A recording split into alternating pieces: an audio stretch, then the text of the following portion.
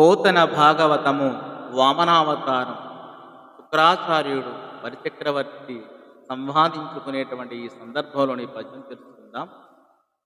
కారే రాజులు రాజ్యముల్ కలుగవే, గర్వోన్నతిం పొందరే, వారేరీ సిరి ముటగట్టుకొని పోవంజాలిరే, భూమిపై పేరైనంకలదే సిభి ప్రముఖులున్ ప్రీతిన్ యసక్కాములై, ఈరే కోర్కులు వారలన్ మరచిరే ఇక్కాలమున్ భార్గవా.